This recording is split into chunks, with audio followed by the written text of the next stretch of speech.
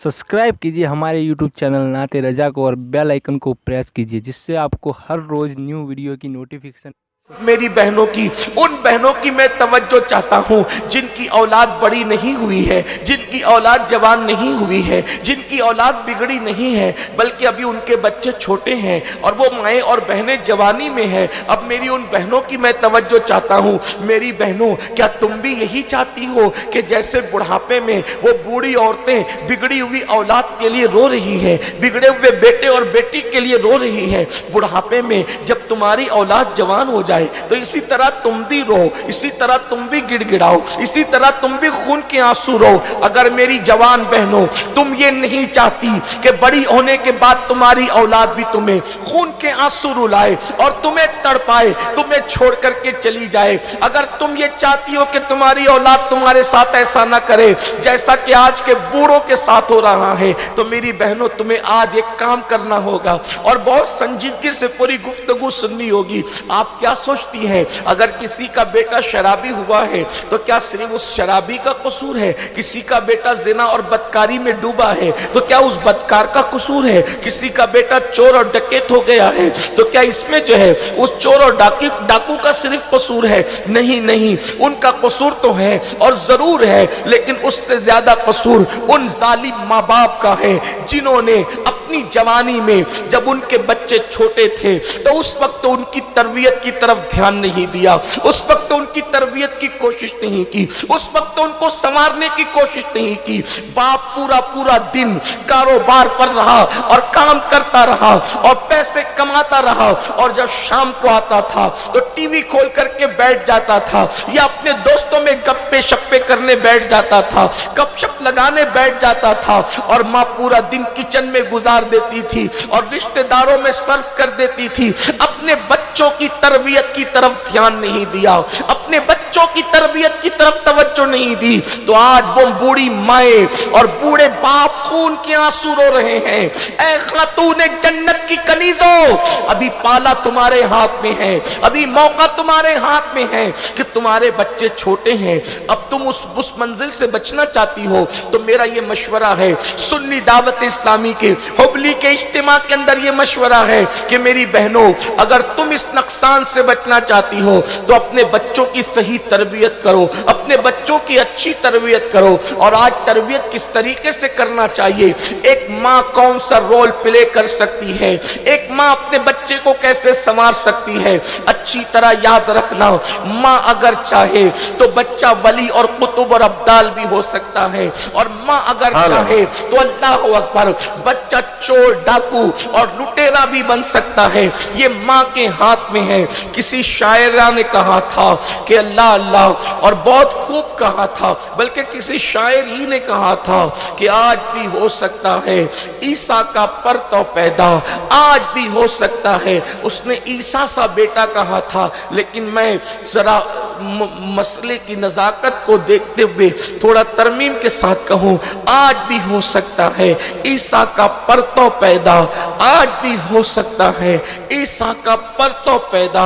माँ की गोद ही मिलती नहीं मरियम की तरह, अगर आज भी माँ की गोद मरियम की तरह हो जाए तो ईसा तो पैदा नहीं हो सकता, लेकिन किरदार ईसा लेकर के बेटा जरूर पैदा हो सकता है। अगर आज भी माँ फातिमा ज़हरा की गोद की तरह महफूज हो जाए तो बेटा अल्लाह अल्लाह हुसैन नहीं तो गुलाम हुसैन बन करके जरूर पैदा हो सकता है। अगर आज भी माँ की गोद माहे नूर फातिमा की तरह हो जाए तो बेटा मोइनुद्दीन गरीब नवाज का गुलाम सच्चा माँ बाप का वफादार पैदा हो सकता है। अगर आज भी माँ की गोद उम्मुल खैर फातिमा की तरह हो जाए तो आज भी बेटा गौसे आजम शेख अब्दुल कादिर जिलानी का गुलाम पैदा हो सकता है। ऐ खातूने जन्नत की कनीजों, अगर आगे खून के आंसू रोने से बचना है तो अपने बच्चों की तरबियत का प्लान करना होगा, अपने बच्चों की तरबियत का मंसूबा बनाना होगा। और अपने बच्चों की तरबियत कैसे की जाएगी, इसको अच्छी طرح یاد رکھنا. دیکھو ماں ایک زمین کی طرح ہوتی ہے, ماں کا کردار زمین کی طرح ہے.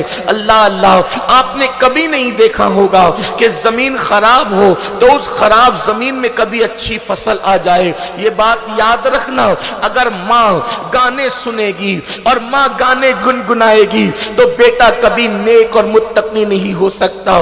ماں اگر مردوں سے بے پردہ گفتگو کرے گی, مردوں سے بے پردہ بات چیت کرے گی, فون پر لمبی لمبی گفتگو اجنبی مردوں کے ساتھ کرتی رہے گی تو بیٹا کبھی بھی نیک اور پرہیزگار نہیں ہو سکتا.